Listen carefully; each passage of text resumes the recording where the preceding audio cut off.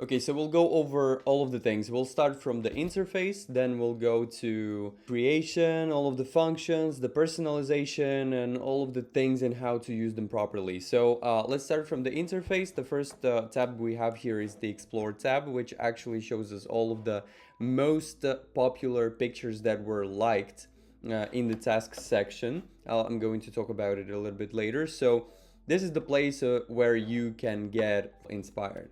So for example, you can open the account of any person and you can see what kind of designs are they doing. So for example, I really love this design.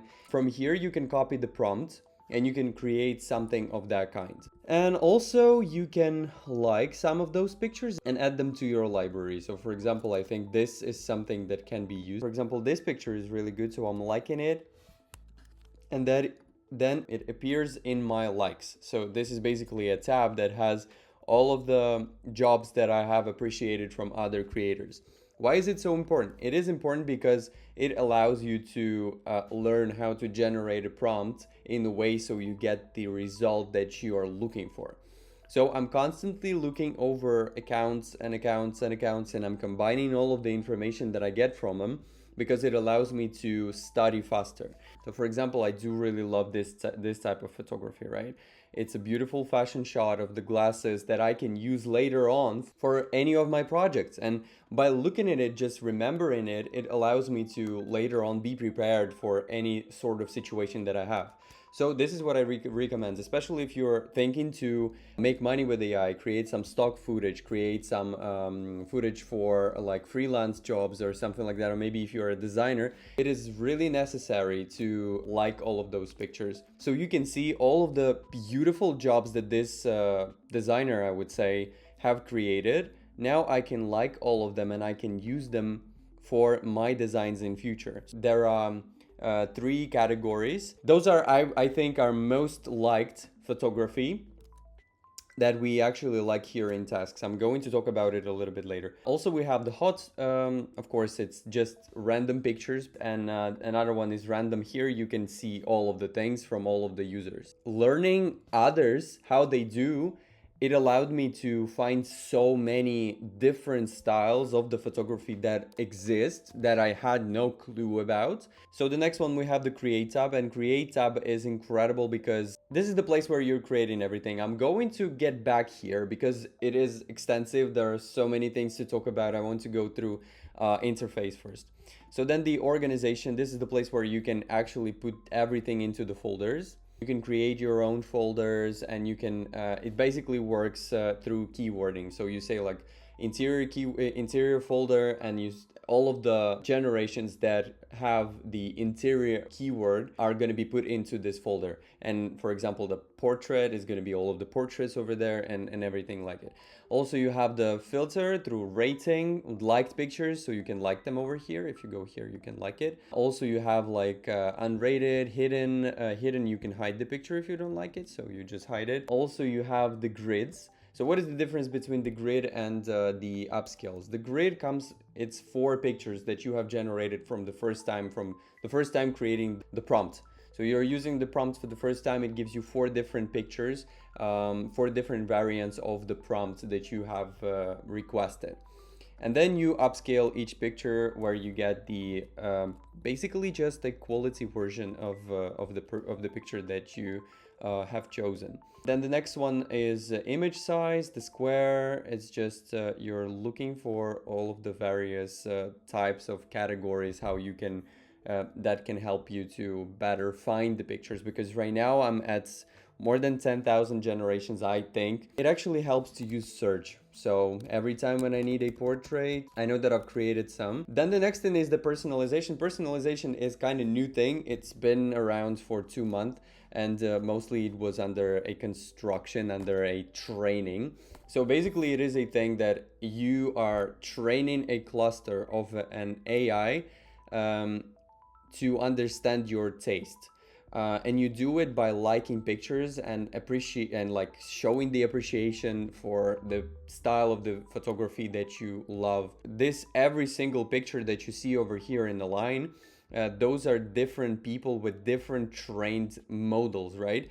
So they were liking different type of photography, and this and because of that, the same prompt with a different personalization have created all of those various examples of what it can be. After 10,000 rankings, you have like a completely built up reference directory for the AI to use when it creates a certain picture from your prompt. In order to train it, you just click here and you get into training. So you're basically, it's super easy. You're choosing the pictures that you like out of 2. If you don't like any picture of those, you just skip, and you can skip it over here, or you can press the number 3 on your keyboard. Why I have so many ratings? I have like more than 10,000, 100,000 ratings. So if you get to be in the top in the first 2,000 likers, right, you are getting 1 hour of fast generations. It's beneficial in many ways, because when I see this picture and I like it,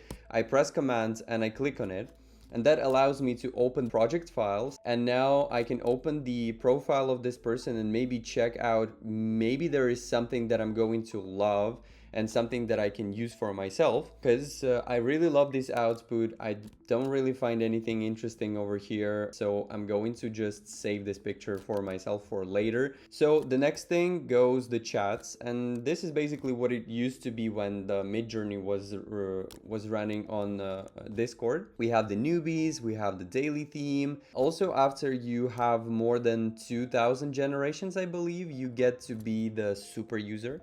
It's basically, you have generated so much, so you kind of know more. You can find really good jobs over here. So this work is nice.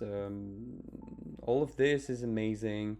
I mean, there is somebody who's creating something incredible, and it's always nice to see, because hey, he just used one line prompt, which is 1 hour photo. He used the stylization and his personalization, and it came up with a completely mind-blowing solution. The next thing, we go to tasks, and here it's basically the same liking images, but for different various scenarios. 1 hour of fast generations. Also, then we have the light mode, and then we have our account, and here under manage subscription, you can see how many hours you have left. I have 15 hours of my included, the ones that I purchased, and I recommend you purchasing the standard plan because it allows you to use the relaxed mode. And the relaxed mode is basically the superpower where you are slowly, infinitely creating generations. It's amazing for you to start. Now we're getting to the create tab. So basically you found the prompt. It can be anything. It can be whatever you like here. Let's find one and let's generate it. Okay, let's go for this one. I think it's an amazing work. I just want to change it a little. This is the first generations that we got. I really already enjoy them, and I'm going to tell you about all of the settings that we have. Over here you can see we have all of the settings, how we can manipulate these pictures. If we press the vary subtle, it's going to take this same picture and change it a little. Maybe change the texture of the skin, maybe change a little bit the way she looks at us, maybe change a little bit her lips, the glossiness, the background. It's going to keep it the same style, but just vary a little. When we go to vary strong, it's going to do the same thing, but in a strong way. The next thing is the upscale subtle. It's not about the 2x and 4x. Here it's more about the how much of the stylization you allow for the AI model to use. So basically when it's subtle, it's going to like upscale it a little, and when it's creative, it's going to upscale it to the way where it can change the texture dramatically. So you give it a lot more freedom, but the quality is going to be way better. Most of the time I'm using the creative feature. Then we have a zoom 1.5 and 2x. Basically you can control it in the editor, but it's just a hotkey that allows you to zoom out. So let's try to zoom out and give it a little bit more of a detail. So we press 2x, and then we go to the editor, and I'll tell you about the editor. And over here we can zoom out, change the aspect ratio, change her position a little bit. Also we can erase something that is unwanted. In this case I totally love the design that is on the backgrounds and everything, but for example if we want to change the eye, we change the eye and we change the prompt. Love the picture, I love the way she stares at me.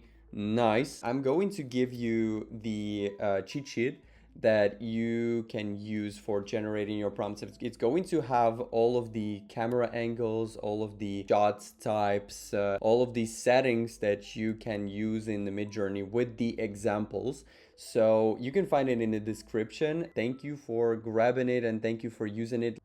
Okay, so this is the result that we get. It looks incredible already. So it is 2K, I think, at this moment. In order for us to use it for the stock photography, we need to get it to 4 megapixels. So we'll use the upscale. Let's see what is happening over here. Honestly, this result is nothing in comparison to what we have seen from that creators. I'll show you how to do exactly what we saw and how it's working. Now we want to create this type of picture in order for us to get this style, because you see, we used this prompt and it didn't provide the same type of mood. It provided something related to what we're looking for, but not the same. And here it's just grabbing the attention because of all of this highlights and shadows. So we use the prompt, and in order for us to use the mood, we are using the style. So the style is here in the middle. What is the difference between these three settings? So the first one is when we want to copy the face. It's basically the character. We are copying the face features, we are copying the structure. Sometimes it can be used for creating even when you're making the mock-up of the box and you have the reference and you want the exact this box but in a different space, you're pressing this character. So basically you hold shift and you press on the character, and it is going to use the box as a reference, but the exact dimensions of the box as much as it can. The same with the face. It's going to be more precise about the face and about the facial features. I'm not going to use the general image because general image is more for when you are not very strict about the result that you want to get. So you like the picture, but you want to give it more of a freedom. When we give the reference image, we say like, oh, take anything from this picture. I just love the picture. When we say we like the style, then it says like, I like this picture, use the prompt and this picture, but use the style of this picture and combine it with the prompt. And then the next thing is when you press the character, it means like, I love this exact character from this picture. Take this character and use it with my prompt. When we press the setting icon, we can change the image size. It can be changed here, or you can write the function over here. So it's going to be aspect ratio 9:16. If we have it here written in the prompt, this setting is not going to be used by Midjourney. It is going to prioritize anything that is in the prompt. If you don't have anything in the prompt, then it's going to prioritize any function that you have applied over here in settings. Then you have the modal. Standard is using the standard aesthetics of the Midjourney. So basically, it's going to look like AI generated thing. And the raw setting is going to make the picture look more realistic. Then the version, I don't recommend using anything else than highest version, but sometimes the 6th version was better for copying the details one-to-one. Niji 6 is for the anime. The personalization is going to actually use this trained model that you have trained yourself. I keep it on because I love the way it understood my taste. Then also we have the stylizations. The more stylization you use, the less Midjourney is going to refer to your prompt. And the more it's going to go for the creative, for its creative expression, let's say. Then weirdness, it's literally what it means. It's going to create the picture in a weird way, and sometimes you can see various different results. I'm not even playing with that, and if I'm playing with that, I'm adding like 45. So the first stage here is 300, I'm adding like 45, and it spices up the picture. So it adds more unnecessary details that are making the picture a little bit more realistic. So it's working good for fashion photography, for unrealistic photography, and sometimes for the interior.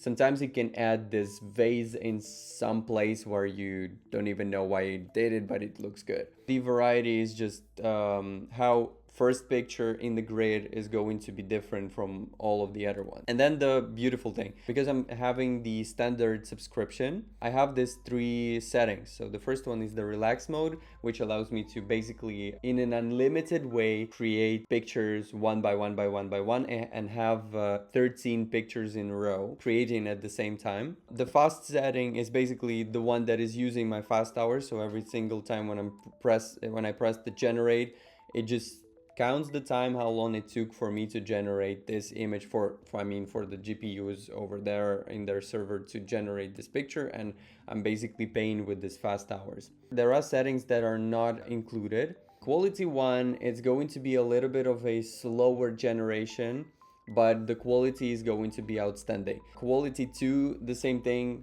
but even better. So now we press generate and let's see what it makes. Look at this.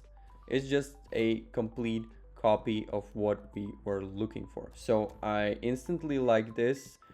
These 2 are also fine, but those are striking. Let's see them in full glory. Okay, that's amazing. And this is amazing too.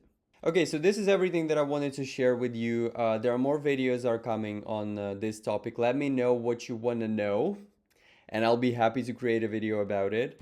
And yeah, don't forget to subscribe. Thank you so much for that.